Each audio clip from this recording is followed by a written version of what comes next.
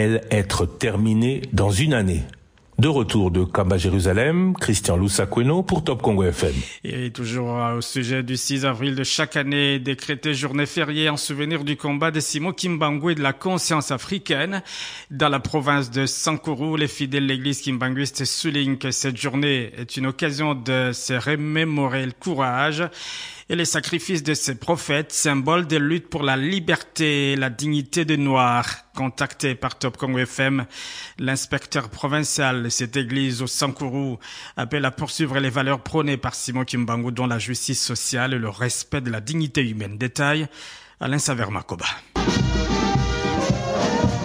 Dans les riz animés de l'Odia, le 6 avril c'est une journée spéciale, un jour où les fidèles de l'église kimbanguiste se rassemblent pour honorer la mémoire de leur prophète Simon Kimbangu. Pour eux, cette date n'est pas seulement une journée fériée, elle est le symbole d'un héritage sacré, celui de la lutte pour la liberté et la dignité des Noirs. Au milieu de chants et de prières, l'inspecteur provincial de l'église kimbanguiste, Carlos François Ntambwe, exhorte la communauté à perpétuer les valeurs enseignées par les prophètes, la justice, la compassion et la résilience. Contacté par Top Congo FM, il rappelle que le 6 avril marque la fondation du mystère de Simon Kimbangu, un homme dont le courage et les sacrifices ont marqué à jamais l'histoire de la RDC. Nous, kimbanguistes de la province de Sankuru, avons l'honneur de remercier sa divinité Papa Simon Kimbangu Kiangani, chef spirituel et représentant légal de l'église kimbanguiste, ainsi que ses conseillers directs pour la mission leur confiée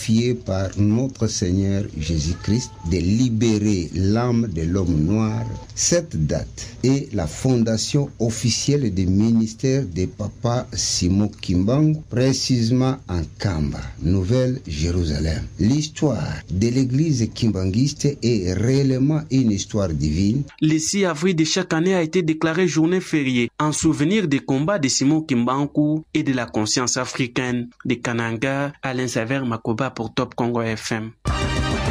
Top Congo FM est à Matadi, dans la province du Congo central. Sur RTM Radio Télé Matadi 88.7 FM. Et puis dans les jours à venir, le gouvernement congolais disposera d'un